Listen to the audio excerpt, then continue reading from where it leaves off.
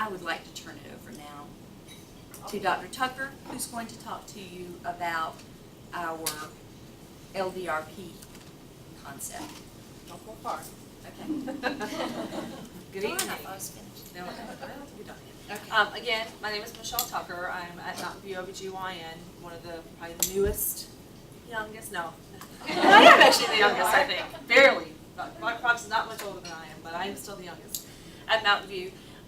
What Anna's talking about, the LDRP, labor, delivery, recovery, postpartum. We're clever, LDRP.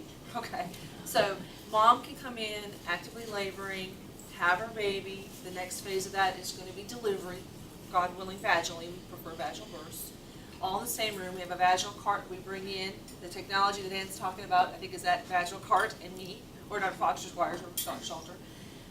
Deliver mom. Not only does mom have a labor nurse, but we also have a baby nurse that attends our deliveries, and if need be, respiratory therapy, who's been very adequately coming to our deliveries whenever we need them or anticipate we might need them, which is a very big benefit coming from where I came from. And then pediatricians if need be. So we all come to mom. Lasting recovery, the very first hour postpartum can be kind of a nerve-wracking hour, not only for baby, if there's issues with baby and resuscitation of baby, but also for mom. Control her bleeding, control her, if she has a repair or any kind of procedures that need to be done right then and there.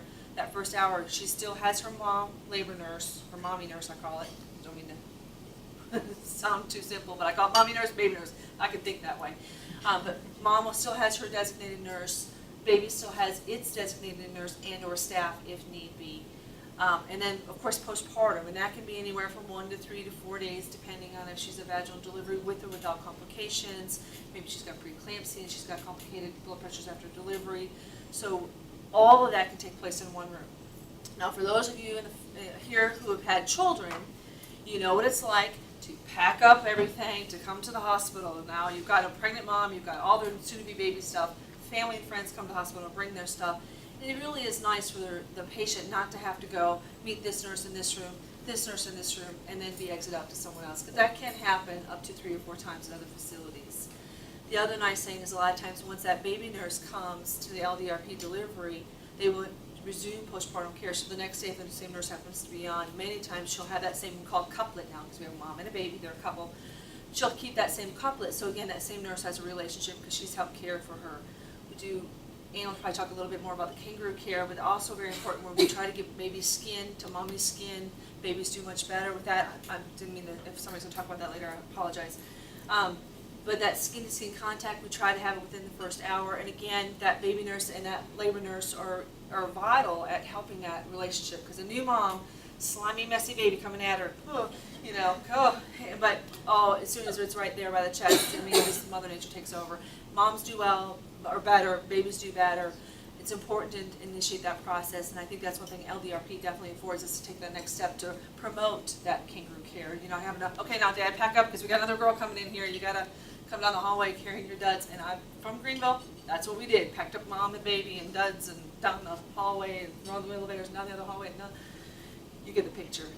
So I do think that's a benefit. And in the Upstate, we're the only facility that has that right now. It used to be kind of the norm. It's faded away, but we're still kept solid to that, and I think it's important. The exception to that would be C-sections. Obviously, we don't do C-sections in the room, hopefully, unless it's really a trauma kind of situation.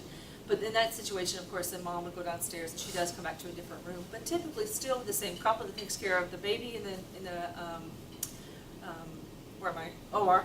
And she would come back up with that baby, and then hopefully the next day she takes care of the same mom and the same baby, or we'll call it, again, the couplet. So trying to facilitate keeping everybody together, trying not to be so disruptive or intrusive on what should be a natural process, albeit we wanted a healthy process, by still having us in the room with her.